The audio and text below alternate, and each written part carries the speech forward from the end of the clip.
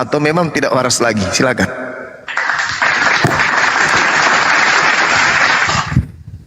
Iya, oke. Kalau kalau yang Bang Zuma debat sama dokter sih aku nggak mendengarkan namanya, maksudnya belum masuk ke room ya, seperti itu. Baru ini aja sih. Terus saya mau tanya, kalau kalau dibilang waras, saya masih waras lah Bang, seperti itu. Yang saya tanyakan itu, Yesus itu dia agamanya apa Bang? Kalau menurut Bang Zuma. Oke. Terus Baik.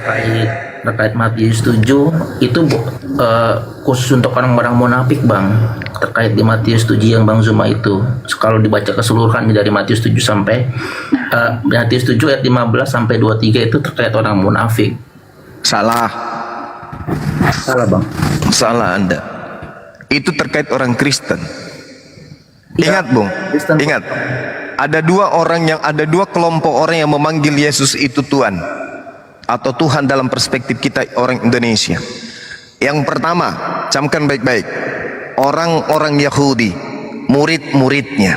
Ingat, Yesus tidak punya murid pemakan babi, Yesus tidak punya murid tidak bersunat, Yesus tidak punya murid merasulkan Paulus, Yesus tidak punya murid yang tidak bersunat, makan babi dan ibadah minggu. Ingat itu dulu. Yang kedua, golongan yang kedua, orang yang memanggil Yesus Tuhan atau Tuhan dalam perspektif orang Indonesia, yaitu orang-orang Kristen, Katolik, Protestan, apalagi Advent, apalagi Mesianik, apalagi masih banyak lagi yang lain, Pantekosta dan seterusnya. Ini kelompok yang kedua yang memanggil Yesus Tuhan. Tolak ukurnya apa kemudian? Coba Anda baca Matius 7 nomor 16-nya, atau nomor 17-nya, atau nomor 18-nya, atau nomor 19-nya. Anda baca nomor 18-nya. Apa yang dikatakan di sana? Bukan setiap orang yang memanggil aku Tuhan. Nah, ada dua kelompok yang masuk, Yahudi dan Kristen, akan masuk ke dalam kerajaan surga, melainkan mereka yang melakukan kehendak Bapakku yang ada di surga. Mari kita lihat.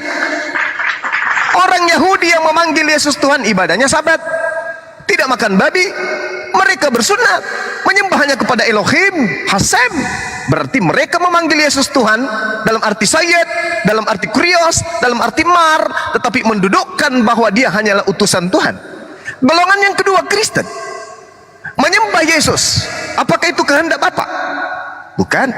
Ibadah hari Minggu, apakah itu kehendak Elohim? Bukan. Makan babi, apakah itu kehendak Bapa? Bukan. Terus tidak bersunat, apakah itu kehendak Bapa juga? Bukan. Ingat, bukan setiap orang yang memanggil aku Tuhan, Tuhan akan masuk ke dalam kerajaan surga, melainkan mereka yang melakukan kehendak Bapakku yang ada di surga. Atas kehendak siapa kemudian orang Kristen ibadah hari Minggu? Kehendak Bapa yang di surga? Bukan. Atas kehendak siapa kemudian Kristen menyembah Yesus? Kehendak Bapa di surga? Bukan. Atas kehendak siapa makan babi, tidak bersunat? Kehendak Bapa yang di surga? Bukan. Justru yang dilakukan orang Kristen itu semuanya adalah pelanggaran yang sangat besar dan hanya bisa dihukum dengan hukuman kekekalan di dalam api neraka. Apa buktinya? Jangan ada sembahan lain di hadapanku. Kristen membuat sembahan lain di hadapan Bapa, yaitu anaknya Yesus. Kuduskanlah hari Sabat, Keluaran 31, 16, 17. Hari Minggu orang-orang Kristen justru beribadah. Jangan engkau makan babi, Imamat 11 nomor 7. Orang Kristen malah berpesta dengan babi. Kejadian 17 nomor 14, barang siapa yang tidak bersunat qulub, maka dia harus dilenyapkan dari sebangsanya, sebab dia telah membatalkan perjanjian kekalku. Orang Kristen dilarang bersunat. Jadi mana alasannya Anda mengatakan munafik? Tidak ada. Semua Kristen akan dilemparkan ke dalam api neraka yang menyala-nyala. Itu dalil. Makanya Yesus mengatakan, waspadalah kepada nabi-nabi palsu yang datang kepadamu nyamar seperti domba, padahal dia adalah serigala. Dari buahnya kamu mengenal mereka. Tidaklah mungkin pohon baik menghasilkan buah yang tidak baik, Pohon yang tidak baik tidak mungkin menghasilkan buah yang baik. Pohon yang tidak baik dan buah yang tidak baik akan ditebang dan dilemparkan ke dalam api. Dari buahnya kamu bisa mengenal mereka. Bukan setiap orang memanggil aku Tuhan, Tuhan akan masuk ke dalam kerajaan Bapa, melainkan mereka yang melakukan kehendak Bapa.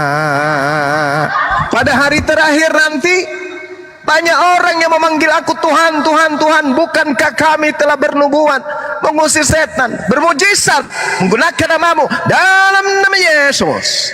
Pada waktu itulah aku berkata kepada mereka, sungguh aku tidak mengenal engkau, enyahlah daripada aku, kalian semua adalah pembuat kejahatan. Kemana perginya pembuat kejahatan? Matius 13 nomor 50, pembuat kejahatan akan dilemparkan ke dalam api yang menyala-nyala. Nah, saudara mau? Hanya orang yang tidak waras yang mau. Sedangkan contoh sudah ditorehkan kemudian.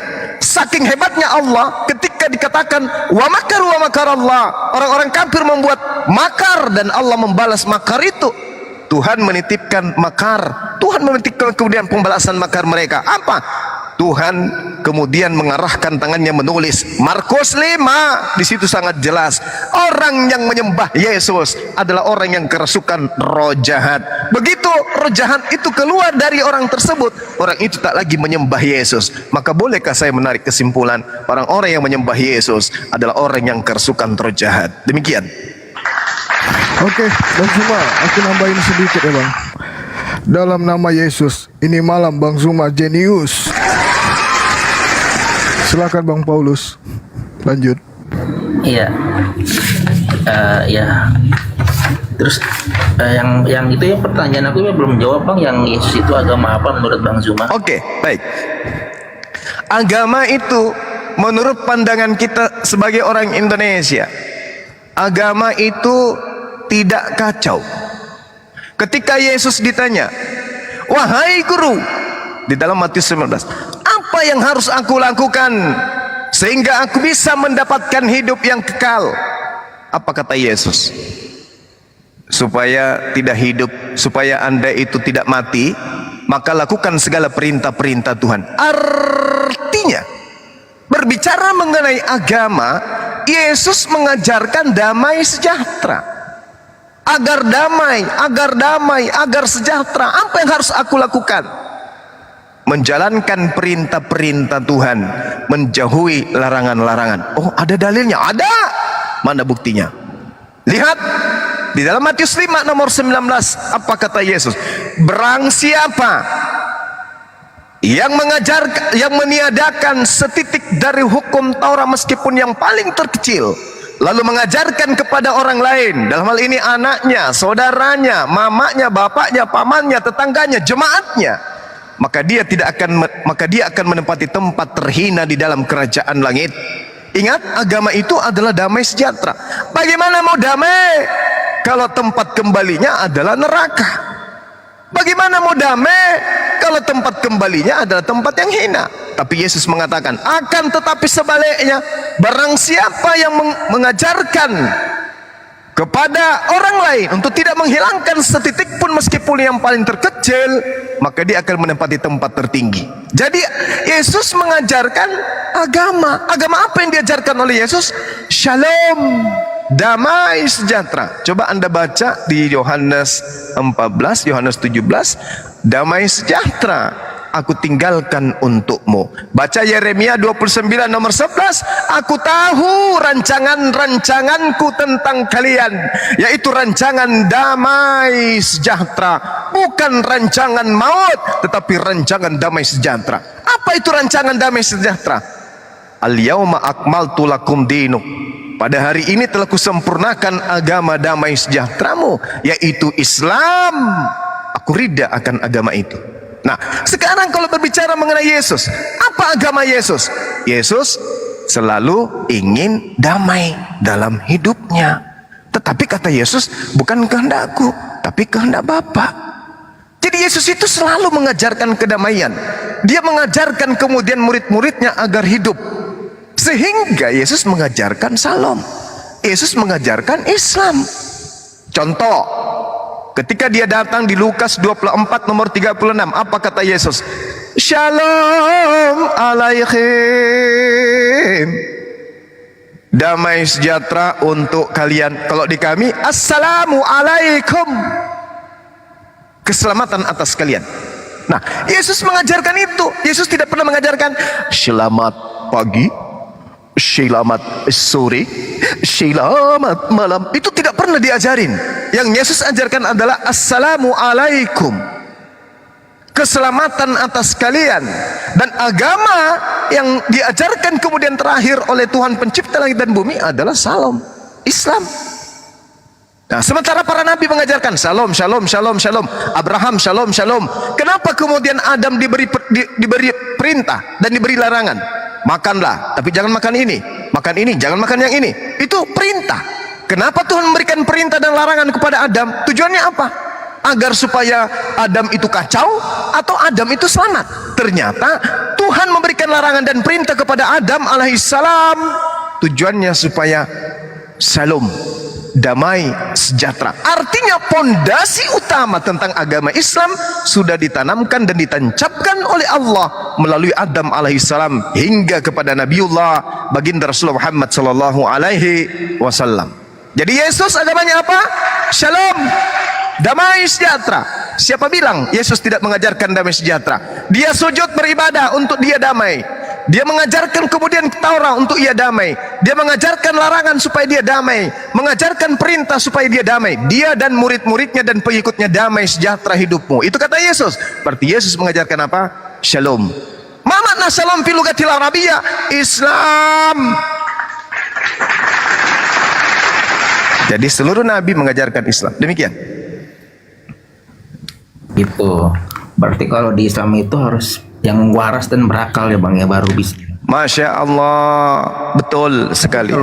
Kalau saya lihat nih kalau saya gambar nih Bang Zuma terkait Masya Allah, pengetahuan orang Kristen ini, kayaknya Bang Zuma nih pernah dia mengimingin kayak ini. Kalau saya gambar nih kayaknya. Bener ya Bang? Gimana? Bang Zuma kan maksudnya udah paham nih terkait agama Kristen kan, pengetahuannya udah cukup mantep lah, insya Allah. Terus kalau saya lihat dengan Bang Zuma menjabarkan itu, Bang Zuma kayaknya pernah ada dia mengimingin sama orang gitu ya. Tanya hostnya tuh, hostnya yang melihat dengan mata kepala sendiri. Gimana host? Ada Oten datang ke Makassar, berikan Bang Zuma nominal yang besar agar Bang Zuma tidak lagi berdiskusi. Dia bilang silahkan tulis nominal berapapun yang Bang Zuma inginkan. Yang jelas Bang Zuma tidak lagi muncul di sosial media untuk membahas kitab Bible. Gitu. Gitu, berarti ya benar yang aku gambar seperti itu. Apakah Rasul Paulus juga ingin mengiming-imingi aku? Bang, enggak. Janganlah Bang, aku masih kecil loh Bang, aku masih SMA. Kalau saya baca kan, aku belum mengenal cinta kan. Bang. Jangan-jangan Bang Zuma pengen di sekolahin lagi ya? Disuruh tunjuk waktu itu mau sekolah di mana? Bener kan berarti? Iya. Tapi Ahisugi tahu tuh. Setelah itu terjadi kemudian beberapa bulan teman saya yang KO. Golnya di teman saya. Ahisugi monitor nggak ini? Ahisugi? Ya mungkin. Jadi ternyata setelah saya didatangin, beliau didatangin dulu. Habis itu masih mikir-mikir, sudah goyah, dia datang ke Bang Zuma. Di Bang Zuma mantap, kembali lagi ke sana, akhirnya dia murtad. Padahal dia salah satu adik yang saya andalkan waktu itu. Ahisugi tahu, Ahisugi sampai ngamuk-ngamuk.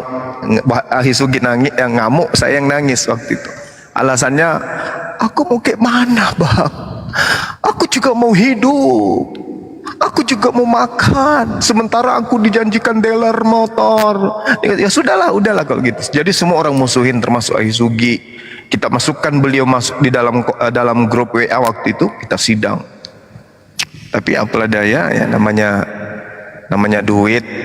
Siapapun akan ini kalau pertahanan kuda-kudanya gak kuat. Gitu Bang. Pasti bayarannya miliar. Apa dijanjiin apa guruna? Motor, usaha dealer motor. Dealer motor dengan angka yang sangat lumayan. Fantastis, fantastis itu. Mantap. Waktu itu saya video call sama pelakunya dengan siapa ini? Ada nggak yang ingat orang Sidrap yang punya ada jualan baju peranakan Arab yang ada di Jakarta? Dulu juga sering di WA. Iya, lupa saya namanya itu. Kami ada sama-sama video call waktu itu. Setelah saya janjian di Claro, bukan di Aston, saya tidak datang. Saya sampai di rumah, Ismail kayaknya kalau nggak salah. Keluarganya Habib Lopot. Iya. Ingat kan? Lupa namanya. Bukan Ismail. Bukan ya? Habis itu saya samperin mereka, ditunggu di depan. Ini kenapa orang Arab semua ini yang nunggu? Saya datang, saya samperin mereka. Oke. Nah, si pelaku itu video call lagi. Saya angkat video call itu, kami video call. Abang katanya di rumah. Enggak, kebetulan ini Mbak, saya keluar lagi rumah karena ada saya dari Jakarta. Sempat ngobrol lama dengan kalau nggak salah Ismail namanya. Mirip-mirip tapi lupa gua ada di pohon buku yang gua cari dulu. Iya. Habis itu dia ke Jeneponto, Sinjai, Sopeng, kembali ke Makassar, Surabaya.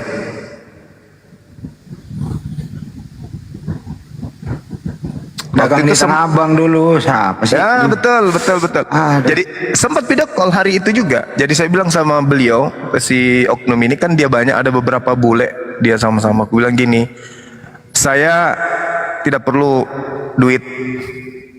Saya hanya butuh lai menghapus semua kata-kata Islam dalam kitabnya, selesai kita. Oh itu nggak mungkin Bang. Dengan gayanya dia ngomong, itu nggak mungkin Bang. Loh, kenapa nggak mungkin? Ya karena memang kami dari sononya, kami diajarkan dari kecil begitu Bang. Kayak gitu cara ngomongnya. Jadi ku kasih lah teman. Kau lah yang ngomong. Jijik saya dengarin orang ngomong kayak gitu. Gitu Bang Handi. Sayangnya Ahisugi nggak monitor. Kalau dia monitor pasti dia bisa cerita panjang lebar. Nangis saya sejadi-jadinya nangis. Kenapa bisa deh? Kita sama-sama pun janjian ke Istiqlal, kita sudah bikin tabloid, kita begini-gini. Maafkan saya Bang. Ini sudah jalanku Bang. Nangis dia, tapi hilang. Tidak ada lagi kabarnya dan yang memberikan uang itu juga tidak ada kabarnya sekarang. Informasi saya dengar sih nikah tapi cerai. Mereka nikah tapi cerai. Tidak rela menjual imannya ya Bang ya, demi uang gitu. Ya ketemu Bang, ketemu antara si pemilik uang dengan yang butuh duit, ketemu jadinya akidah tergadai.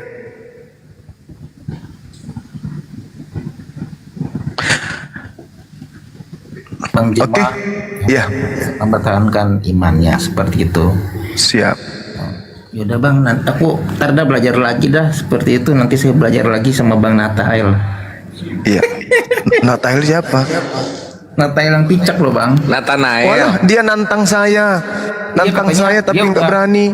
Katanya dia udah ngundang dari Bang Ardiansyah, suruh sampaikan ke Bang Zuma, katanya Oh nggak bukan begitu caranya. Yang menantang itu yang harus datang. Kalau saya tanpa nantang, saya kan udah sering debat sama dia tuh. Udah sering datang ke tempatnya dia. Nggak perlu kalau kita nantang, kita yang harus datang. Contoh misalnya, gue tantang lu ya. Nah, yang ditantang itu yang menentukan tempat. Bukan kita. Kalau kita nantang orang, kita yang menentukan tempat, berarti kita punya siasat yang mau mencelakai orang. Tapi kalau macam saya nih, besok saya mau ke Anak Bata, ya pergi aja ke Anak Bata. Tunggu, ndak mau nantang apa, nggak butuh tantangan dia, saya nantang dia, saya datang ke Komalnya. Ke Pak Bom Bom saya ikut datang ke Komalnya, gitu maksudnya. Nantang kok dia ngajak kita ke tempatnya, kan nggak apa ya namanya, Itu namanya nggak rasio. pansos. Itu namanya Iya. pansos. Bang, saya boleh tanya nggak Bang? Boleh. Ini kalau seandainya Bang Zuman sama Pak Bom Bom kalau seandainya lagi debat itu, tapi nanti di luar selesai dari itu ngopi-ngopi bareng ya Bang ya, atau gimana sih Bang, kayak politik gitu atau gimana sih? Tetap Aku sama Pak Bom nggak pernah akur.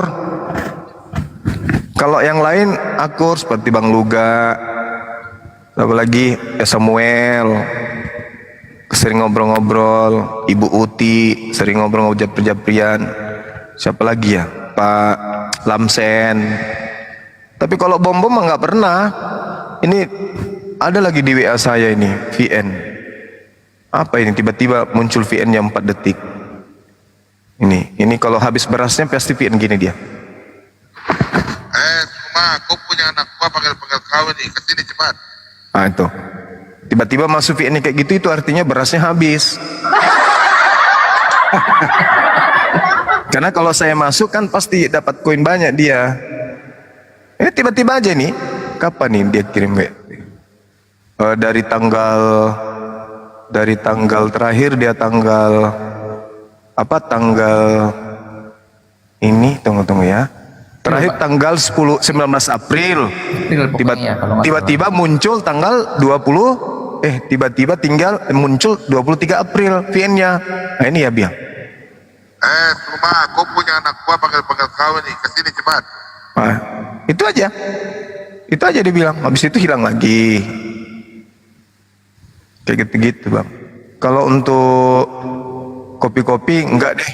Karena dulu dia ngancam saya, dia mau bawa badi 7 badi katanya. Pernah juga dia ngajak saya 1 sarung. Tapi dia ingkari sendiri bahasanya.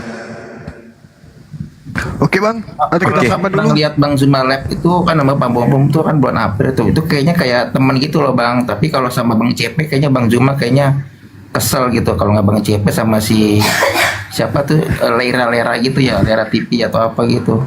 Itu Iya, baru kurang. paling tidak Bung, kalau ada orang berdiskusi sekeras CP itu dan dia merahasiakan wajahnya, merahasiakan tempat tinggalnya, itu sudah tidak bagus. Kalau Pak Bom Bom itu hanya pelawak. Pak Bom itu hanya pelawak aja. Bagi saya dia itu hanya pelawak, apalagi dia kan anak Sulawesi kan, biar bagaimanapun. Namanya anak Sulawesi, beda agama, tapi kita suku pasti kita saudara, kan gitu. Nah ini si CP sama seperti Sofiatul, sama-sama kiamat itu tujuannya untuk menghinakan Kristen, menghujat Islam, tapi yang dihinakan Kristen. Itu tujuannya itu begitu. Kalau orang mau cari kebenaran, ya minimal kayak saya pakai masker tapi buka kamera, tahu tempat tinggalnya di mana. Ini si CP enggak. Mau apa? Itu lebih parah dari teroris itu sebenarnya. Berbicara mengenai agama, menghujat agama orang, menceritakan agama orang, tapi tidak buka kamera. Maksudnya tidak memperlihatkan siapa dirinya. Kalau seperti Bang Paulus ini kan bukan menghujat, bertanya, memberikan argumen, itu tidak masalah. Tapi dia setiap hari bahas terjemahan-terjemahan, menghujat, menghinakan, menertawakan. Dan dia privat. Itu artinya memang dia punya niat jahat, jelek. Dan orang kayak gitu tersiksa. Orang kayak gitu tersiksa batinnya. Jangan dipikir dia tidak tersiksa, tersiksa dia tuh. Tersiksa dia tuh. Menghujat kayak gitu tersiksa. Kalau saya enggak. Saya keluar pakai masker, tapi kan orang semua pada tahu. Semasker-maskernya saya di TikTok atau di internet, saya keluar justru orang tidak kenal kalau saya buka masker. Kalau saya buka masker di luar, orang sudah tidak kenal. Oh ini Bang Suma. Tapi kalau saya keluar saya pakai masker, orang pasti tahu Bang Suma kan. Nah kayak gitu. Kenapa? Karena orang kan cuma lihat maskernya kan, cuma biji mata dan alis. Nah, kalau saya sudah buka masker, dia tidak lihat, dia akan melihat hidung pesek, terus gigi nong 3 biji di depan, mana gigi bawahnya 02, pasti, ini bukan Bang Suma, gitu loh. Sampai di sini tidak paham kah? Oh, paham. Cukup bang. Oke, thank you. Lanjut Bang Handi dan teman-teman yang lain. Seperti biasa masa aku lagi. Itu ada tuh Pak Hei. Nanti kalau ke Nathanael, Betran. Iya nanti ke Nathanael. Dia biasanya kalau online itu si Nathanael itu dia ini bang siang jam 11 dia kadang suka live gitu. Iya. Kalau malam dia enggak, siang Iya. dia biasanya. Yang gua peduliin ini, kan di Kristen itu ada 7 karunia roh ya. Tahu nggak? Tahu nggak itu? Oi. Iya bang. Tahu kan ada 7 karunia roh. Pernah dengar sih bang. Nah, itu ada tuh kalau biasanya di karismatik ada kayak gitu, 7 karunia roh. Salah satu karunia rohnya itu namanya karunia kesembuhan gitu. Kenapa matanya nggak sembuh-sembuh gitu loh? Tolong Kalau tanyain dia itu. bilang tadi pernah nanya, ada pernah nanya tuh, dibilang katanya kecelakaan bang itu. Ya gue tahu, Iya. gua bukan tahu sih, gua nggak peduli penyebabnya apa. Yang gue pedulikan mana karunia kesembuhan yang dijanjikan gitu. Bukankah di dalam Markus 16 15 sampai 18 itu terakhirnya mengatakan gini, taruh tangan di tempat yang sakit, sembuh.